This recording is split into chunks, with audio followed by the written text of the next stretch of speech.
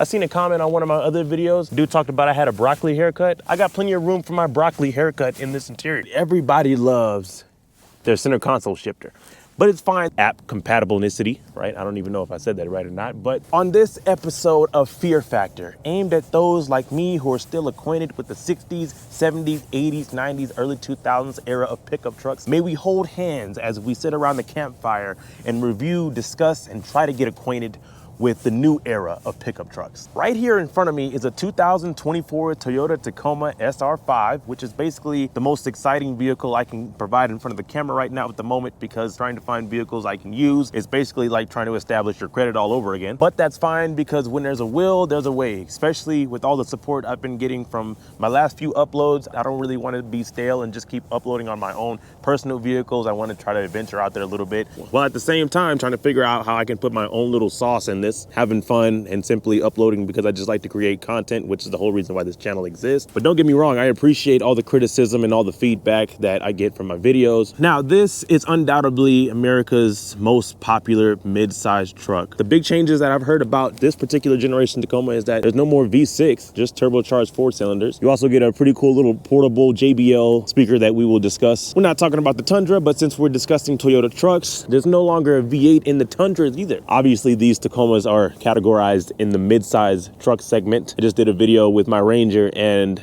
these mid-size trucks have definitely came a long way. They're basically what full-size trucks used to be. Thankfully, we're still using a hood prop, and what's cool about this, you have two little adjustable locations that you can put that ride, have a different height on your hood. But since this is the SR5, not necessarily the top of the line trim level for the Tacoma, I'm gonna assume this is the 2.4 cylinder turbocharged. Obviously, I think both of the engine options are turbocharged 4-cylinders, and this one has about 228 horsepower and about 240 something like that pound-feet of torque. This is it right here. You really don't have a cover or anything. That I've been looking all around this engine. I can't find any type of number displacement. This thing can safely pull about 6,000 pounds, and with an 8-speed transmission, you know it's pretty efficient. The more speed you have in your transmission, essentially, the better it is on gas mileage. Essentially, you have 21 in the city and 26 on the highway, probably a little bit more than that, depending on how you drive. Here we are in high elevation, so I wouldn't go by what this truck's computer says, but if you're in lower elevated city, town, state, you'd probably get better results depending on how you drive. I've been making fun of engineers for quite some time now, because it seems like they're running out of ideas when it comes to styling their vehicles.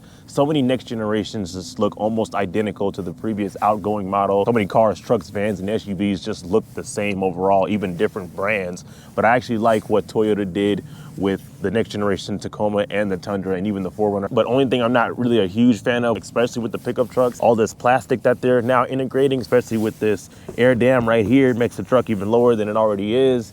And then you got this plastic front bumper. It's essentially just turning into a compact car these days. Here from this angle, you can see the nice 17-inch alloys right here. A mid-sized truck with 6 lug nuts. I think that's a little overkill, but I'm jealous. I'm envy of that, because I think my Ranger only has 5. From this angle, the business part of the truck, I'm actually even more of a fan of a lot of features that go on back here. These taillights are awesome. This model doesn't have that button where push on it and then the tailgate goes down, but that's okay. 4-wheel drive right there, like I said earlier. And I do like the stamped out Toyota right here. I mean Tacoma, same thing right here. And then just Toyota right here up on the tailgate latch.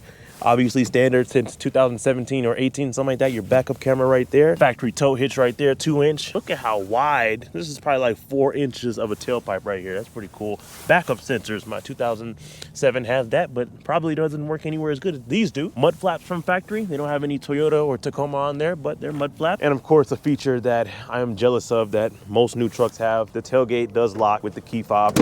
So we'll open it up a little bit. Oh, and it's dampened. I didn't even know that. I haven't spent too much time with this truck at all. You have your spray-in bed liner, your tie downs. Now these are like some aftermarket accessories where you can put, oh, you got some lights in the bed too. That's nice. I also like how the wheel wells are kind of like tucked in enough to where it looks like they don't even really exist. Something that I just found out literally like 2.8 seconds ago, this truck locks itself after some amount of time. Maybe you can adjust that somewhere in the infotainment screen or on the app somewhere. This truck is 2024, so obviously they pretty much come standard with app compatibilicity, right? I don't even know if I said that right or not. But now, like I said, the SR5 is not necessarily the top of the line model. I think it's in the mid when it comes to trim levels of the new Tacoma, but I'm more for actually reviewing what people would typically buy anyway. You don't see too many top of the line model vehicles right in the middle, kind of like this situation right here. So you got your rubber and plastic interior for the most part, really durable, especially for what people typically will use these for. I don't think anybody would have much of a problem with the way the inside of this truck sits right now. Still got that new car smell. Of course, this truck right here only has 12,000 miles on it, but I'm sure you have storage space up under the rear. Of course, like all these crew cabs, you better have some storage down there, right? I think you got some pretty decent space back here. You know, these mid-size trucks aren't even really mid-size anymore. I seen a comment on one of my other videos. Dude talked about I had a broccoli haircut. Well, I got plenty of room for my broccoli haircut in this interior. It's times like this when you can really admire how sophisticated these new vehicles have gotten. When you take a glance over on the left side of the dashboard where the driver's left knee would be over there on the side of the steering wheel, look at how many buttons are in this stack right here. It's almost like you're flying a 747 in the center control stack. So many more buttons. You got your USB-Cs, you got another cigarette style charger right here. You got a wireless charger right here as well. I see that we're living in a time now where manufacturers are basically forcing you to have certain things in the vehicle, especially with the facelift or the refreshes. You have to have the certain type screen, or you have to have whatever in this vehicle. Now it's fixed in here now and you can't get it without it type situation. But I don't think this is that, at least just yet. These Tacomas are typically good at giving variety still to this day. Lockable glove box, I love that. Heated seats in this SR5, heated steering wheel. You also have a brake controller integrated right here. Look how cool that is. Push button start, obviously. I love this 4-spoke steering wheel. Looks nice and beefy, you know, not too big, too small. Got all your button, your cruise control on the right side, and then you got all your volume and your phone, all that stuff over there on the left. Oh, cool. And you do, so I was wondering if that rear middle window was manual sliding or not, but there's a button right here. Everybody loves their center console shifter.